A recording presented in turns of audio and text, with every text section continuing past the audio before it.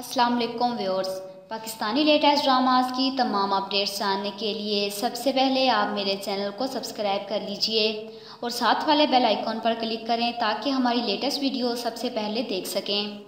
Drama serial मेरे खुदाया की अगली एपिसोड में आप लोग देखेंगे कि अलीना अगर पहले से ही साजिद की बात मानने से इनकार कर देती तो ज़्यादा से ज़्यादा यही हो जाता कि साजिद महक और उसकी सच्चाई सामने ले आता, मगर ये ना होता कि एक भाई अपनी इज्जत को तार तार होते देखकर मौत के मुंह में चला जाता।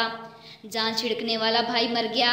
असलियत सामने आने के बाद वसीम ने भी ताल्लुक़ तोड़ दिया और आखिर में माँ भी सदमे से ही मर जाएगी। लेकिन महक की मुसीबतें अभी भी बढ़ती जा रही हैं। वो आज भी अलीना की वजह से अपनी जगह जहन्नुम में गुजार रही है।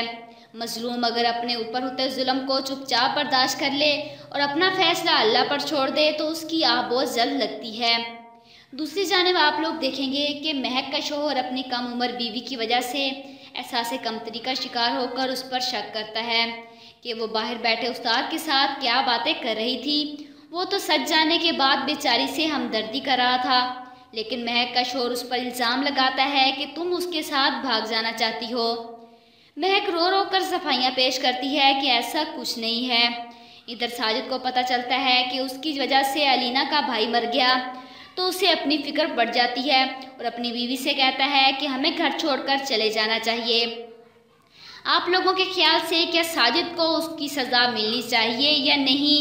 कमेंट बॉक्स में अपनी राय का इजहार ज़रूर कीजिएगा और साथ ही साथ मेरे चैनल को भी सब्सक्राइब कीजिएगा।